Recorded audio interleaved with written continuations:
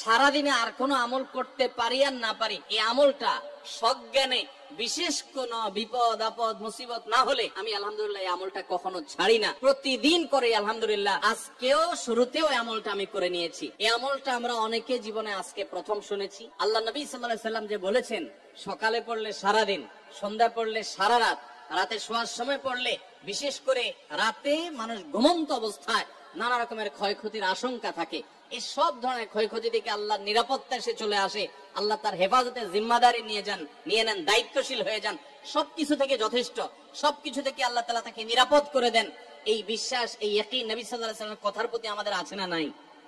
তাহলে এই সূরাগুলো আমরা আজ থেকে আমল করব তো ইনশাআল্লাহ। কোরআনে কারীমের এই শেষের 3টা সূরা এমন 3টা সূরা যে আমাদের প্রিয় নবী সাল্লাল্লাহু আলাইহি ওয়াসাল্লাম সারা দিনে সবচেয়ে বেশি সংখ্যক বার যেই সূরাগুলোকে ওয়াজিফা হিসাবে, আমল হিসাবে পড়ার নির্দেশ দিয়েছেন কোরআনে কারীমের, সেই সূরাগুলো হলো এই 3টা সূরা।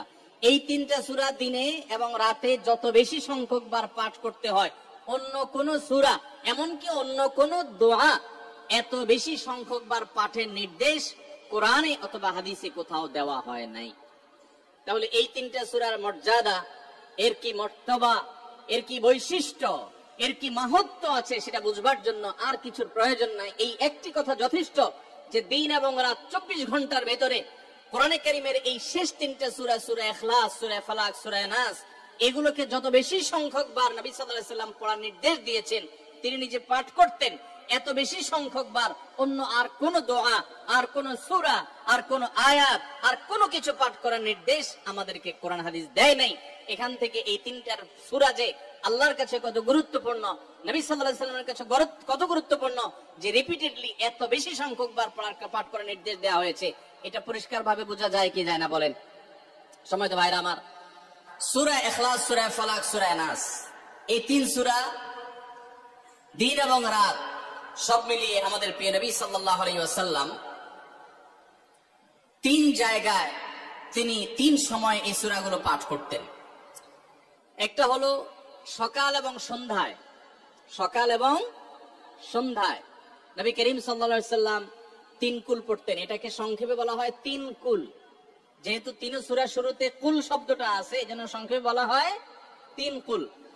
এই 3 কুল ইখলাস, ফালাক, নাস, এই শেষের 3টা সূরা কোরআনের, এই 3টা সূরাকে আমাদের প্রিয় নবী সাল্লাল্লাহু আলাইহি ওয়াসাল্লাম সকাল সন্ধ্যায় পড়তেন। একটা টাইম পাইলাম, কোন টাইমে পড়তেন? সকাল এবং সন্ধ্যায়।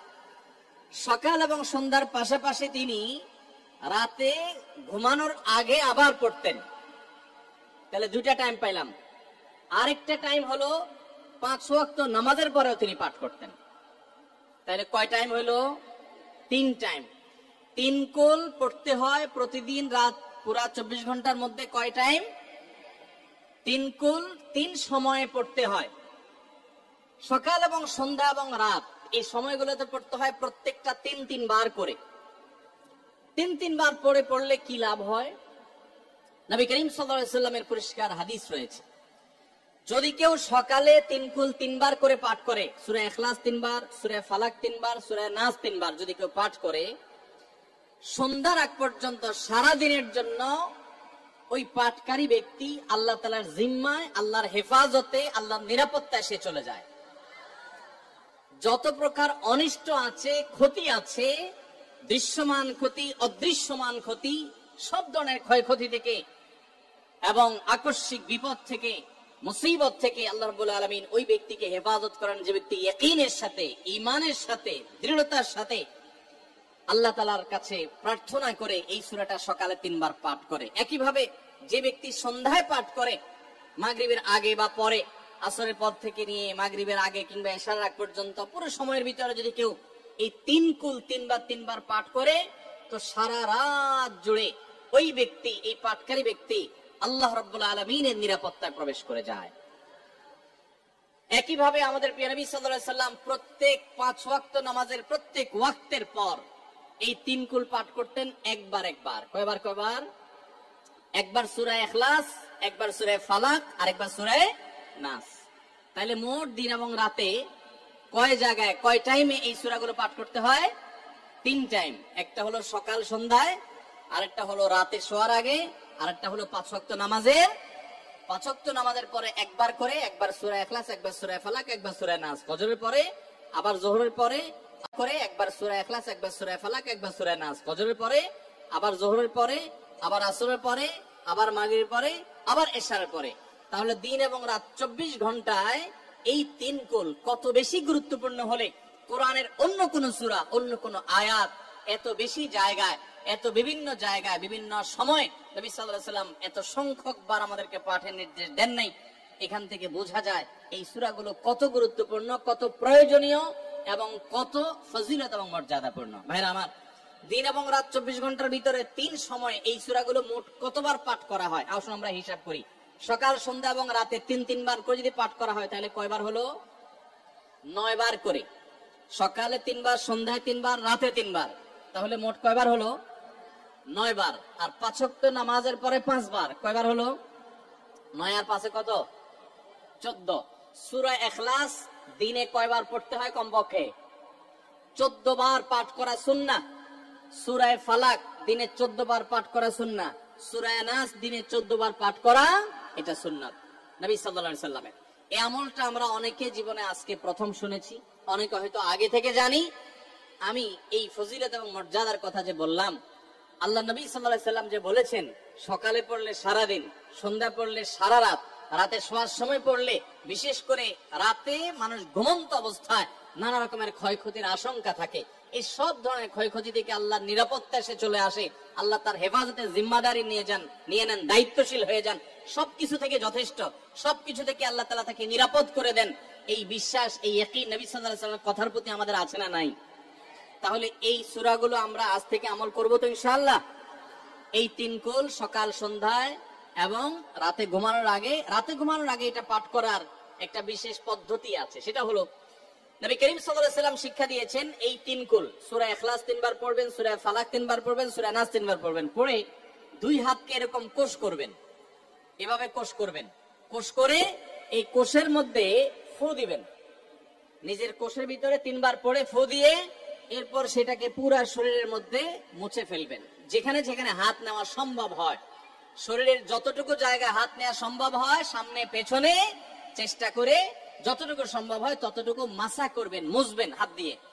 এর মাধ্যমে আল্লাহ তাআলা আপনাকে হেফাজত করবেন। ছোট ছোট বাচ্চা যারা আছে, দুধের শিশু, 2 বছর, 4 বছর, 6 বছর, যারা পড়তে পারে না এখনো বা মুখস্থ নাই, সে বাচ্চাদেরকে মা বাবা বা তাদের কাছের কোন লোকজন তারা পড়ে 3 বার ফু দিবেন। আবার 3 বার পড়ে নিজের ছেলে মেয়ের সবার শরীরে ফু দিয়েন না, প্রত্যেকের জন্য 3 বার। আপনারটা আপনি করবেন, বাচ্চাকে করে দিবেন। এই আমলগুলো আল্লাহ তাআলা আমাকে যেদিন জানার তৌফিক দিয়েছে, আপনাদের উৎসাহের জন্য বলি, সারাদিনে আর কোনো আমল করতে পারি আর না পারি, নফল আমল হিসাবে এই আমলটা সজ্ঞানে, বিশেষ কোন বিপদ আপদ মুসিবত না হলে আমি আলহামদুলিল্লাহ এই আমলটা কখনো ছাড়ি না, প্রতিদিন করে আলহামদুলিল্লাহ। আজকেও শুরুতেও আমলটা আমি করে নিয়েছি। আপনারা সবাই আমলটা করবেন তো ইনশাআল্লাহ? কে কে নিয়ত করছেন আজ থেকে 3 কুল এই 3 টাইম জীবনে কখনো ছাড়বেন না? একটু দাঁড়ায় হাতটা তুলে আল্লাহকে দেখায় দেন। সবাই নিয়ত করছেন তো? আল্লাহ আমাদের সবার হাতগুলোকে কবুল আর মঞ্জুর করে নিন। আল্লাহ তাআলা আমাদের সকল ক্ষয়ক্ষতি থেকে হেফাজতের জন্য আল্লাহ একাই যথেষ্ট হয়ে যান। ভাইরা আমার, তাহলে 3 কুলের আমলটা করবো তো ইনশাআল্লাহ? 3 কুল সম্পর্কে আরো অনেক কথা বলার আছে। এই 3 কুলের ফজিলত এবং মর্যাদা নিয়ে আরো বহু কথা শোনাবার আছে, কিন্তু আমি শুধুমাত্র এটুকু যথেষ্ট মনে করি আমলের জন্য। আমরা এটাকে আমল করব।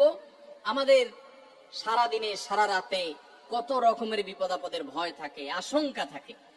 আপনি যদি কোন এলাকার কোন প্রভাবশালী ব্যক্তির সাথে আপনার পরিচয় থাকে, আর ওই ব্যক্তি যদি বলে তোমার কোন সুবিধা অসুবিধা যেন না হয়, এই এলাকায় প্রবেশ করলে আমাকে একটা SMS করে রাখবা। ওই এলাকার থানা পর্যায়ে হলো ওসি সাহেব, জেলা পর্যায়ে হলে SP সাহেব, DC সাহেবের সাথে আপনার খুব হট লিঙ্ক, খুব ভালো সম্পর্ক, তিনি আপনাকে ভালো জানেন। আপনাকে বলে দিয়েছে তুমি সেখানে গেলে তুমি আমাকে শুধু SMS করবা। আপনি SMS করেছেন, তিনি রিপ্লাই দিয়ে বলেছেন ঠিক আছে তুমি এলাকায় ঢুকছো, আমি দেখতেছি, অসুবিধা নাই। ওই এলাকায় আপনাকে কেউ ডিস্টার্ব করলে, কেউ আপনার ক্ষতি করতে চাইলে, কোন অসুবিধা করতে চাইলে আপনার কোনো ভয় হবে? কারণ প্রশাসনের ব্যক্তিরা আপনাকে অভয় দিয়েছেন, তারা আপনার সাথে আছেন, তদারকি করছেন, আপনি নির্ভয় ফিল করবেন। প্রশাসনের ভাইদের হাতে সবকিছু নাই, সবকিছু আছে। তারা চাইলে সব ক্ষতি থেকে আপনাকে বাঁচাতে পারবেন না। হ্যাঁ, তারা চেষ্টা করবেন, এটা ঠিক। এইটুকুর কারণে যদি আপনার এত আস্থা তৈরি হয়, তো আরশে আজিমের মালিক স্বয়ং আহকামুল হাকিমিন আল্লাহ রাব্বুল আলামিন, যার হাতে মানুষের জীবন, যার হাতে মানুষের মৃত্যু, যার হাতে মানুষের সকল লাভ, সকল ক্ষতি, সকল কল্যাণ, সকল অকল্যাণ, সেই আরশের মালিক বলছেন তুমি সকাল এবং সন্ধ্যায় রাতে শোয়ার সময় এই 3 কুলের আমল যদি তুমি করো, তো আল্লাহ রাব্বুল আলামিন স্বয়ং তোমার সবকিছু থেকে তোমার জন্য যথেষ্ট হয়ে যাবে। তোমার কোনো কিছুর প্রয়োজন হবে না।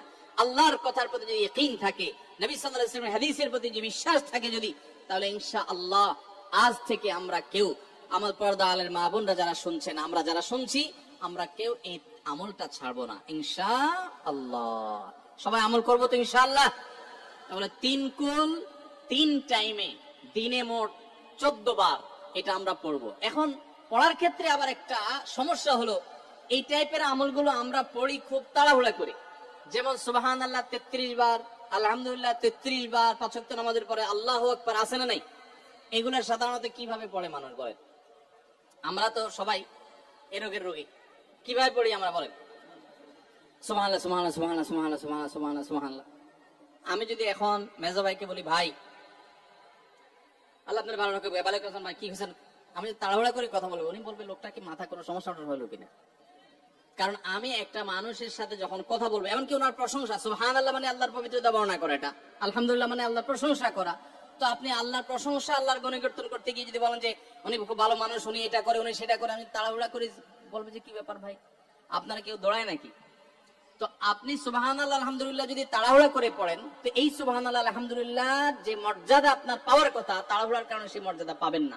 মহব্বতের সাথে পড়বেন, অর্থ বুঝে, সুবহানাল্লাহ সুবহানাল্লাহ সুবহানাল্লাহ আলহামদুলিল্লাহ আলহামদুলিল্লাহ।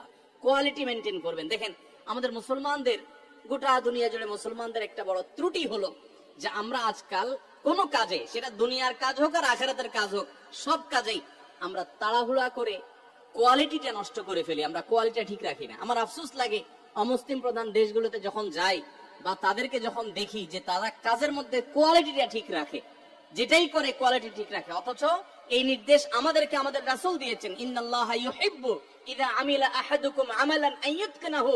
আল্লাহ পছন্দ করেন বান্দা যেই কোনো কাজ করুক, আমালান আই আমালিন, যেই কোনো কাজ করুক, সেটা দুনিয়ার কাজ হোক, সেটা আখিরাতের কাজ হোক, সুদৃঢ়ভাবে করবে, সুন্দরভাবে করবে, উত্তম রূপে করবে, এটা আল্লাহ তাআলা পছন্দ করেন। আর আজকাল আমাদের অবস্থা কি? আমাদের অবস্থা হলো যে আমরা তাড়াহুড়া করি। ভাইরা আমার, এই তাড়াহুড়া করে কোয়ালিটি নষ্ট করা যাবে না, বরং 3 কুল যতবার যেখানে পড়তে বলা হয়েছে মহব্বতের সাথে আস্তে আস্তে পাঠ করবেন। আল্লাহ আমাদের সবাইকে আমলের তৌফিক দান করুন, আমিন।